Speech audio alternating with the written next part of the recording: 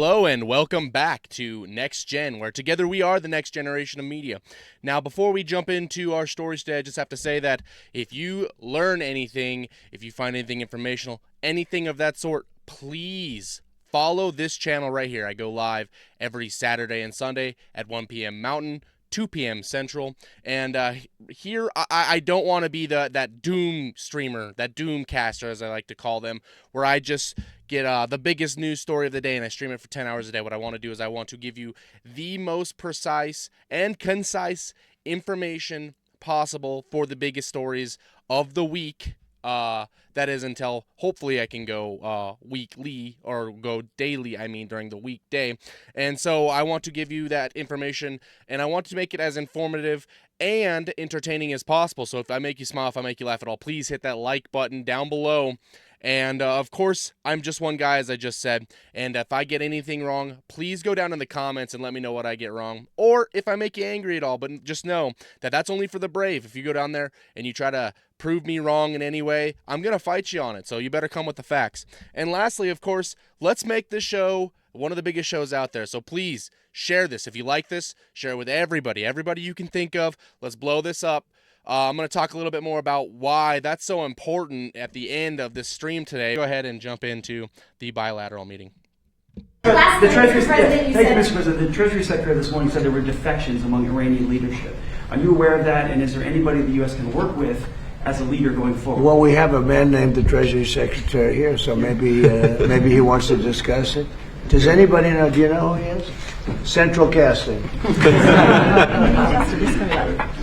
Yeah, so and we are seeing the defections at all levels as they're starting to sense what's going on with the regime. It doesn't get reported here in the U.S. very well, but we are trouncing them from the air, and the regime will probably collapse within itself. At Treasury, we've seen where they wire their money out of the country. We're coming for that. We're going to get it back to the Iranian people. And are you seeing defections? Yes, sir. On Israel, There's a lot of military defections also. You have a lot of military defections in Iran. I don't blame them. Thank you, Mr. President. Have you talked to Prime Minister Netanyahu about attacking the oil and gas fields? Yeah, I did. I told him don't do that, and he won't do that. We didn't discuss. We do. We're independent. We get along great. It's coordinated, but on occasion he'll do something, and if I don't like it, and so we're not doing that anymore. All right, so for that specific one, if I can go ahead and interject here for just a second. Previously, when these strikes happened, again, I was one of the first ones to cover these actual strikes that happened on these oil infrastructure in Iran, and I previously had said that I don't think it's going to affect us that much, not thinking about, there's only so many places to get oil in the world, right? There's only so many oil-producing nations, and other countries that were getting it from Iran are still going to need that oil. So it is affecting us a little bit. So I have to administer that correction right there. However, I was still kind of right in that I think, Israel ideologically is attacking Iran. We are much more, and I think correctly doing it, in that we are trying to affect global change. And again, and not with the Israel strikes, right? Israel is the one, like Donald Trump just said, and he previously has said that he didn't want to attack the oil, and he certainly didn't want to attack the pipes because that takes longer to rebuild. But we are trying to affect global change against specifically China with this. It's just clear as day. It goes back to the liberal economic order, right? We're trying to establish the petrodollar worldwide. And the reason for this, and I think a lot of people get scared, and don't get scared by this, okay? Because here's why, and here's the truth, and I don't think anybody else is really telling you this. Someone's going to do it. Someone's going to do it. Someone is going to be the world police as it is, right? So who do you want to do it? Personally, I want it to be someone with some sort of moral grounding, right? Something that I've addressed in the past that I want to see us move back to, right? I'm okay with us being, if for lack of better words, the world police. Not that we're going to have forever wars or whatever. Just that we are going to make sure that everybody's following the rules, because someone is going to do it. We're not all going to be able to join hands and sing Kumbaya. There's always going to be like if the U.S. was to stand down from this, if we were to stop policing the water, we were stopped using the petrodollar, even if you don't like it, right? If we were to do that, that might make you happy. Some other nation is going to see that power vacuum, and they're going to step in. What nation do you think, honestly, is going to do that in a fair way? Do you think it's going to be Russia? Look what they're doing in Ukraine. You think it's going to be China? If you think it's going to be China that's going to do it in a fair way, a just way, I ask you to look no further than the Uyghur concentration camps, the Uyghur Muslim concentration camps that they have. I don't necessarily I don't hate Muslims. I don't like Islam, but I don't hate the people. I wish they were not Muslims, right? I want to see them come to Christ, but I don't want to see them put into labor camps. That's not what I want. So is that what you want? You want to see a global hegemony of that? Not I say. So I do back it. In a way, right? I want the U.S. to be better, and I don't want the world to fall into ruins. That's why. We're going to go ahead and continue on. Thank you. Please. Mr. President, you just mentioned Japan. This looks like one of your people. Right? Thank you. Is he good or bad? Good. Is he a good reporter or bad? You know? So. Not a, all right, looks like a nice guy. Go ahead. Mr. President, you just mentioned Japan is stepping up. What kind of support do you expect from Japan in the future? Look, I expect Japan to step up because, we have that kind of relationship. And we step up for Japan. We have 45,000 soldiers in Japan. We spend a lot of money on Japan. And we've had that kind of a relationship. So I'm not surprised that they would step up. We don't need much. We don't need anything. I mean, honestly, we don't need anything from Japan or from anyone else. But I think it's appropriate that people step up. In the case of Japan, I hear they get more than 90% of their oil through the strait. So that's a big reason to step up. I mean, we've demolished, that country is close to demolished. The only thing is the strait. It's very hard. You could take two people and they could drop little bombs in the water and they're holding things up. We don't want that to happen. But honestly, Japan, China, Europe, parts of Europe, get a lot of their oil through the strait. We get none, practically. We're less than 1%. We don't have to be any percent. We don't even, I think we do it just to be nice. But and again, just want to bring it up one more time here. That is why we went into Venezuela. That is why we reestablished the oil capacity in Venezuela. All of that oil wasn't going to us.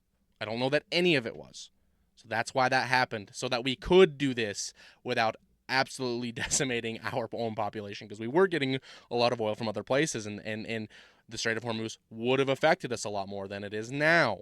Of course it's affecting us a little bit more, because other nations, even though we don't get it from there, other nations did, right? And so that's going to affect the supply and demand. It's just basic common sense.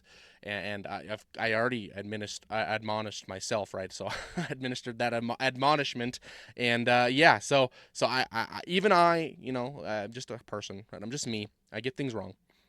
It's important to note that, though. Think of it. We don't use the strait. We're defending the strait for everybody else. And then in the case of NATO, they don't want to help us defend the strait, and they're the ones that need it. But now they're getting much nicer because they're seeing my attitude. They're getting much nicer. But as far as I'm concerned, it's too late. UK wants to send aircraft carriers now. And I said, I want the aircraft carriers before the war. I don't want them after the war is won. They want to send me aircraft carriers after the war is. There's practically nobody to shoot at them. Their missile count is down, Pete. Maybe you could discuss it. By about 90-something%. The drones are way down, and the factories are being demolished. Yes, sir. Our missiles being shot are down over 90% since the beginning. One-way attack drones down 90% since the beginning, which is a reflection of overwhelming firepower. But you mentioned the most important part, Mr. President. Their defense industrial base. if you can't make more of it in the future, then you have a limited supply. And so we're going after all of their defense contractors that make all of their exquisite weapons and ensuring that even if they wanted to rebuild more launchers or more missiles, they couldn't in the future. And that's a level of devastation for their military that they've never seen before. So we have, in literally 2 weeks, we've demolished their Navy, their Air Force. All technology is gone. All communication is gone. And all of the leaders are gone. Other than that, they're doing quite well. Again, it's just one of those videos. I don't know that I can really add too much more than what I already have. And it just goes to show the rest of the world is not nearly as technologically advanced as we are. Not only when it comes to civilian things, you know, you think your dishwashers, your fridges, all those sort of civilian appliances, but in our phones and our computers and all this. And there are other ones that are rival when it comes to those, but specifically here I'm talking about military ability.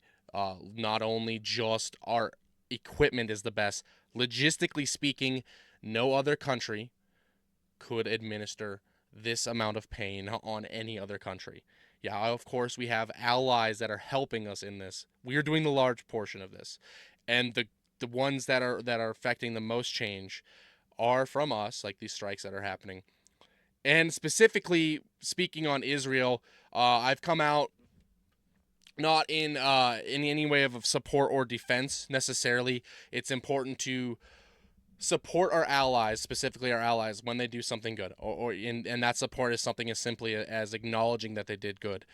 And it is also important to administer criticisms when they do something bad. And specifically when it comes to striking the Iranian oil production facilities, the refineries, the tanks, all these things, I can partially understand in warfare doing this a little bit, like when we're speaking of total warfare. However, if they had spoke about it previously or what have you, I mean, maybe it is possible that we did talk about this with them previously, right? And that we said to do this and that we weren't going to necessarily support it and whatever. We have some long game and plan that this is important, and so Israel gave the nod, said, okay, we'll capitulate. I don't think that's the case, though. I do not think that the U.S. was in any way supportive of this, because we want the oil production. That's what's up with Iran. That is true. Of course it is. I don't think that's a negative thing. If we can affect good change for the people of Iran, right? These people who have been under this oppressive regime, this Islamic regime, oppressive regime, that is. If we free them, and we also weaken China so that China doesn't go and do other oppressive things, because they're already oppressing their people. Outside of their major cities, it's a third world country there, okay? People are still living in huts there. If we can do that and affect change and also get the oil, that's the biggest win ever, right? And so that's what I think that this administration is trying to do, based off of nothing else except for the evidence that has been given. Okay, so we're going to go ahead and get into this next video. It's mainly just kind of funny, so let's go ahead and play it. Yes, please. Of course, now Japan and US are very good friends. But one question: why didn't you tell US allies in Europe and Asia, like Japan, about the war before attacking Iran? So we are very confused about we Japanese citizens. Well, one thing, you don't want to signal too much. You know, when we go in, we went in very hard, and we didn't tell anybody about it because we wanted surprise. Who knows better about surprise than Japan? Okay, why didn't you tell me about Pearl Harbor? Okay, right? You know, he's asking me.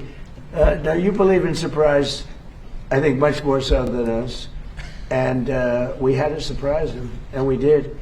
And because of that surprise, we knocked out, the first 2 days, we probably knocked out 50% of what and much more than we anticipated doing. So if I go and tell everybody about it, there's no longer a surprise, right? All right, so that's that's really all there is there.